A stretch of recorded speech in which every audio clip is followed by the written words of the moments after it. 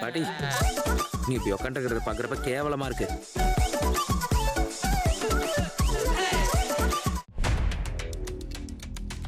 மத்திய கிழக்கினுடைய போர் பதற்றம் மிக வேகமாக அதிகரித்து வருகிறது. உலக மக்கள் வாழ்வதா இல்லையா என்பதை தீர்மானிக்கக்கூடிய ஒரு விடயமாக இது மாறி இருக்கிறது.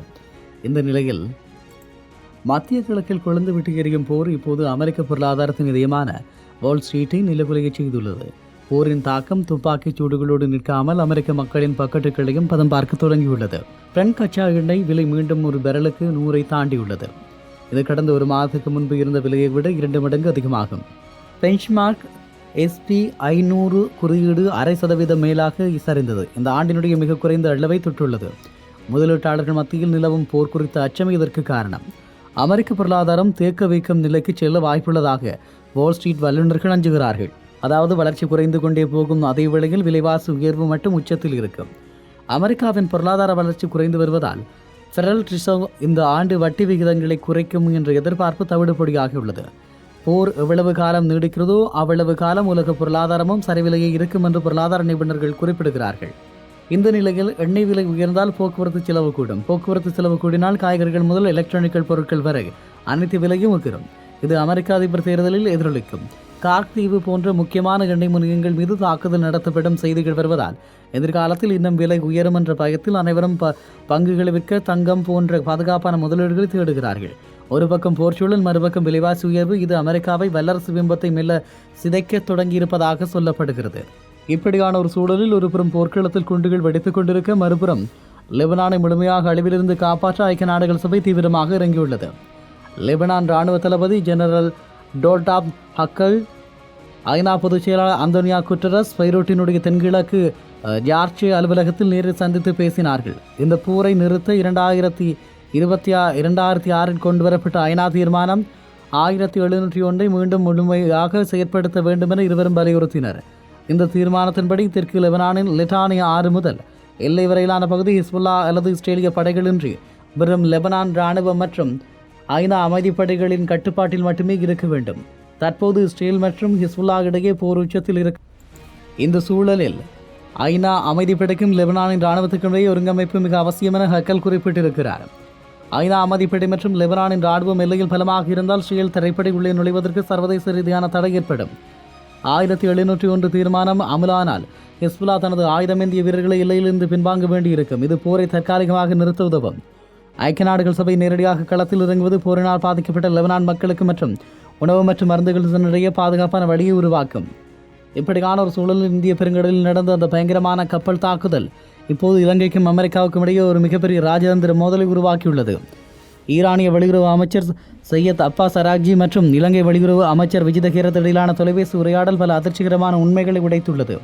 மார்ச் 4 அன்று அமெரிக்காவால் இந்திய பெருங்கடலில் தாக்கப்பட்ட டெனா போர்க்கப்பல் இருந்து தப்பிய மாலுமிகளை மீட்பதற்காகவும் பலியான 84 வீரர்களை உடல்நிலை திருப்பி அனுப்ப உதவியதற்காகவும் இலங்கைக்கு ஈரான் நன்றி தெரிவித்தது.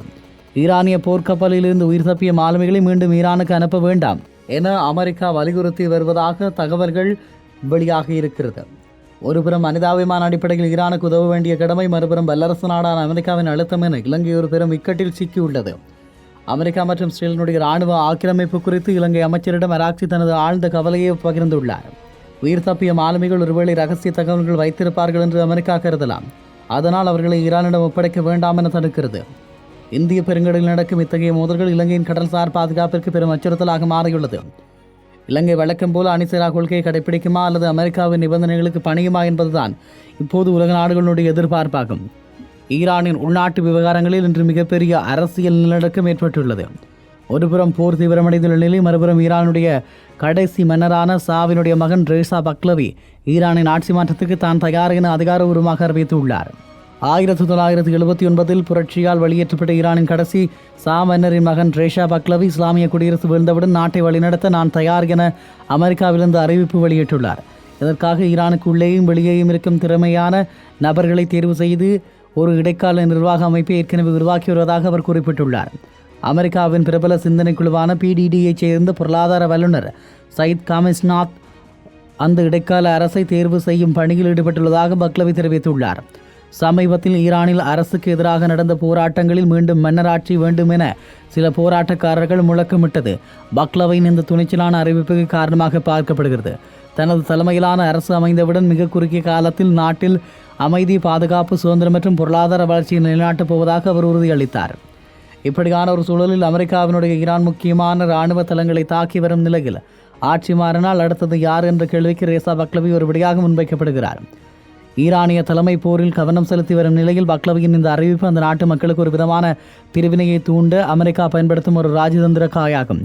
பக்லவி தன்னை ஒரு ஜனநாயகவாதியாக காட்டிக்கொண்டாலும் மீண்டும் மன்னராட்சி வருவதை ஈரானின் ஒரு தரப்பு மக்கள் எப்படி ஏற்பார்கள் என்பது மிகப்பெரிய ஒரு கேள்விக்குறியாகும். இந்த நிலையில் லெபனானின் அதிபர் ஜோசப் அவுன் தலைமையிலான அரசு இஸ்ரேலுடன் நேரடி பேச்சுவார்த்தைக்கு தீவிரமாக இறங்கியிருக்கிறது. இது கடந்த பல தசாப்தங்களில் இல்லாத ஒரு மிகப்பெரிய ராஜேந்திர நகர்வாக பார்க்கப்படுகிறது. இஸ்ரேலுடன் பேச்சுவார்த்தை நடத்த தூதர் அந்தஸ்திலான அதிகாரிகளை கொண்டு ஒரு உயர்மட்ட குழுவை உருவாக்க லெபனான் அரசு ஆலோசித்து வருகிறது. அதே நேரம் இந்த பேச்சுவார்த்தைகளை சைப்ரஸ் நாட்டில் நடத்த லெபனான் முன்மொழிந்துள்ளது. இருப்பினும் பாரிஸ் போன்ற ஐரோப்பிய தலைநகரங்களில் நடத்தவும் லெபனான் தயார் நிலையில் உள்ளது. லெபனான் அதிபர் அவுன் அனைத்து தரப்பினரையும் இந்த குழுவில் இணைக்க முயன்றதாகவும் நாடாளுமன்ற சபாநாயகர் இதற்கு முட்டுக்கட்டை போட்டுள்ளார். குறிப்பாக சியா பிரதிநிதி ஒருவர் இந்த குழுவில் இடம்பெறுவதை அவர் இன்னும் அங்கீகரிக்கவில்லை. முதலில் போர் நிறுத்தம் ஏற்பட வேண்டும், அதன் பிறகே பேச்சுவார்த்தை, அதுவும் ஐநா தீர்மானம் 1701 அடிப்படையில் மட்டுமே இருக்க வேண்டும் என்பதில் வெக்ரி பிடிவாதமாக உள்ளார். மிக முக்கியமாக லெபனான் அதிபர் மாளிகைக்கும் ஹெஸ்புல்லா தலைமையகத்துக்கும் இடையே தற்போது எந்தவித தொடர்பும் இல்லை என தகவல்கள் தெரிவிக்கிறது. லெபனானின் இந்த திட்டத்தை ஐரோப்பிய நாடுகள் வரவேற்றுள்ளன, குறிப்பாக பிரான்ஸ். ஆனால் அமெரிக்காவினுடைய வாஷிங்டனுடைய பதிலுக்கு பெயரில் காத்திருக்கிறது என்பது குறிப்பிடத்தக்கது. ஹிஸ்புல்லாவை ஆலோசிக்காமல் அரசு நேரடி பேச்சுவார்த்தைக்கு தயாராவது லெபனானுக்குள் ஒரு உள்நாட்டு போருக்கான சூழலை உருவாக்கலாம். லெபனானின் பேச்சுவார்த்தைக்கு தயாராக இருந்தாலும் இஸ்ரேல் போர் நடந்து கொண்டிருக்கும் போதே தான் பேச்சுவார்த்தை நடத்துவோம் என பிடிவாதம் பிடிப்பதாக தெரிகிறது. போர் நிறுத்துவதற்கு முன்பு பேச்சுவார்த்தையை அமெரிக்கா ஆதரிக்குமா என்பது இன்னும் கேள்விக்குறியாகவே இருக்கிறது.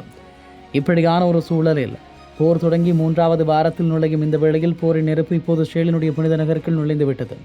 ஈரான் தனது ஏவுகணை தாக்குதல்கள் மூலமாக ஜெருசலேமை குறிவைத்து உலகை அதிர்ச்சிக்குள்ளாக்கியுள்ளது. மேற்கு ஜெருசலேம் பகுதியில் இன்று இரவு அடுத்தடுத்து பலத்த வெடிப்புச் சத்தங்கள் கேட்டதாக ஏபிஎஃப் நிறுவனம் உறுதிப்படுத்தியுள்ளது. ஈரானிலிருந்து ஏவப்பட்ட ஏவுகணைகள் இஸ்ரேலை நோக்கி வருவதை அந்த நாட்டு இராணுவம் முன்கூட்டியே கண்டறிந்து எச்சரிக்கை விடுத்துள்ளது. இஸ்ரேலினுடைய வான் பாதுகாப்பு அமைப்புகள் இந்த மிரட்டலை முறியடிக்க தீவிரமாக செயற்பட்டு வருவதாக இராணுவம் தெரிவித்துள்ளது. அமெரிக்க இஸ்ரேலிய கூட்டுப்படைகள் ஈரானை தாக்கியதால் தொடங்கிய இந்த போர் இப்போது தனது 3வது வாரத்தில் இன்னும் முக்கியமாக மாறியிருக்கிறது என்பது குறிப்பிடத்தக்கதாகும். இப்படியான நிலையில் ஜெருசலேம் மீது தாக்குதல் நடத்தப்படுவது என்பது இஸ்ரேலிய மக்களுக்கு ஒரு மிகப்பெரிய உளவியல் ரீதியான அடியாகும். ஈரான் இதுவரை இராணுவ தளங்களை குறிவைத்த நிலையில் இப்போது ஜெருசலேமை நோக்கி ஏவுகணை ஏவுவது இஸ்ரேலுக்கு விடுக்கப்பட்ட இறுதி எச்சரிக்கையாக பார்க்கப்படுகிறது. டெல் அவிவை தாண்டி ஜெருசலேமிற்குள் குண்டு வெடிப்பது இஸ்ரேல் தனது பாதுகாப்பில் உள்ள ஓட்டைகளை மறைக்க பெறும் தாக்குதலை ஈரானில் நடத்த வழிவகுக்கும் என்றும் சொல்லப்படுவதும் குறிப்பிடத்தக்கதாகும். இவை அண்மைய செய்திகளினுடைய தொகுப்பாகும்.